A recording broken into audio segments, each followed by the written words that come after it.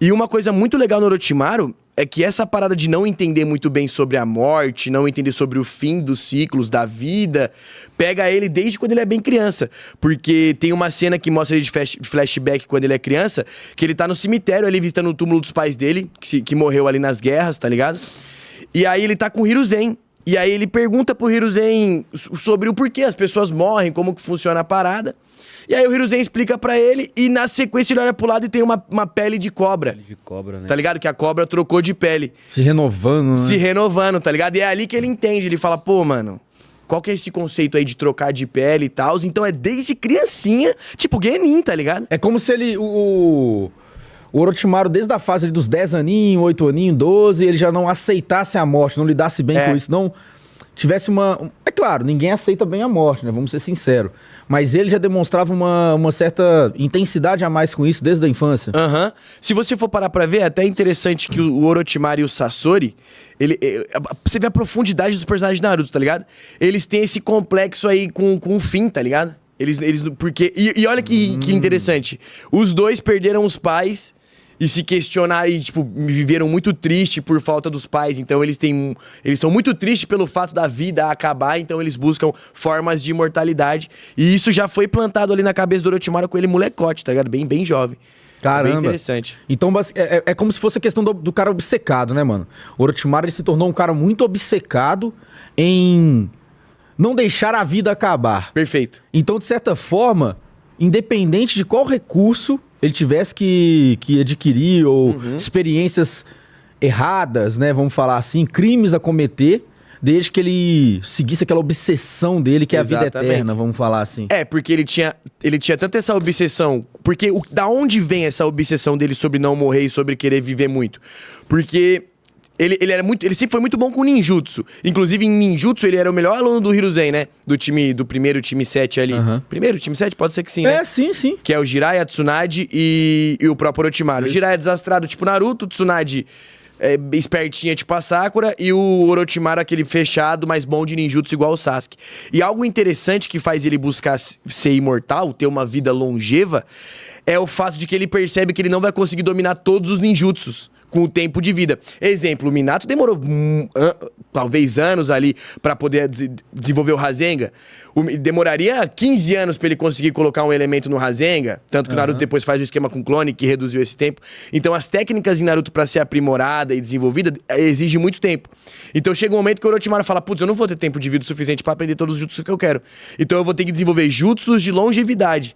Tanto que ele desenvolve dois. Ele desenvolve primeiro a troca de corpo, que é a que ele faz lá com ninjas, que ele ia fazer com Kimimaro, que ele faz com os ninjas da Aldeia do Som, que ele tenta fazer com o Sasuke. Isso aí já dá muita longevidade, porque ele consegue meio que trocar a alma dele, ele consegue trocar a essência dele. E, digamos, de certa forma, ficar mais jovem. Exatamente, então ele já consegue ganhar tempo. E também a marca da maldição.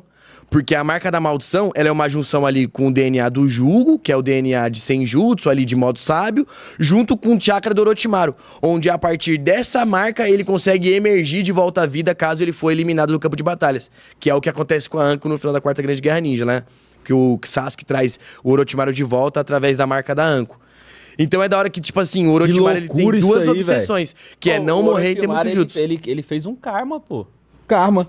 Tipo dos outros Tsukis, velho. É, o conceito é esse mesmo, mano. É muito louco. Interessante. A diferença é que ele não ocupa o corpo da pessoa de fato, né? Então, ocupa meio que de forma inconsciente, porque o que acontece? Quem tem a marca da maldição, uma hora ou outra, vai ser submisso ao Orochimaru, porque a vontade dele tá na marca. Então, quanto mais tempo a marca fica no corpo, mais tempo a vontade do Orochimaru vai se proliferando. Tipo e assim, um karma mesmo. E ele fica apto a emergir da própria marca, igual o Sasuke fez com a Anko durante a Quarta Grande Guerra Ninja. Outra coisa interessante sobre o Orochimaru e essa gana dele por obter jutsus, porque eu acho que o enredo do Orochimaru gira muito em torno disso, hein? Ele acumular jutsus, porque ele começa buscando ninjutsus, depois ele vai pra jutsus proibidos. Esqueci o codinome? Kinjutsu, isso mesmo. De jutsu proibido e a longevidade. Então, se você for parar pra ver, quase todas as técnicas dele, principalmente as mais casca-grossa, que ele vai fazendo mais pro fim, gira em torno desse conceito, tá ligado? Então, isso é muito maneiro. Trazendo aqui cronologicamente, tem aquela... Beleza, ele é jovenzinho, pá, aí ele vira um Jonin.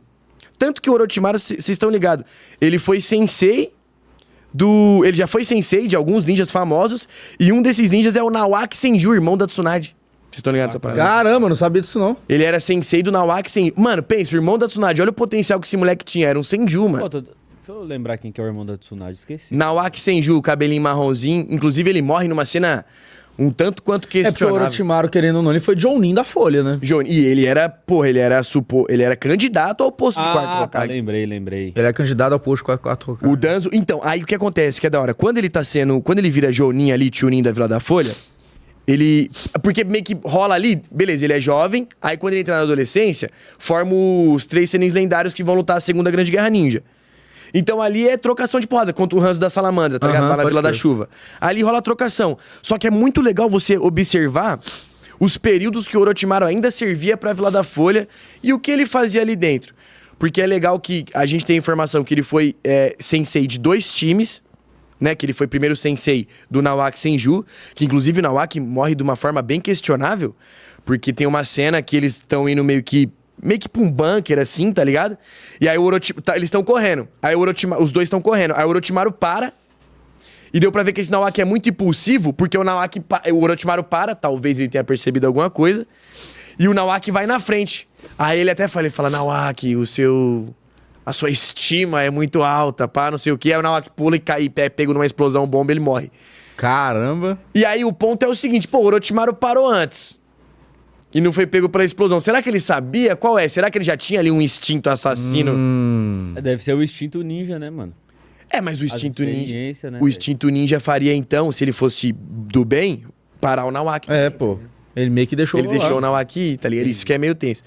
E outros ninjas que ele foi sensei da Anko.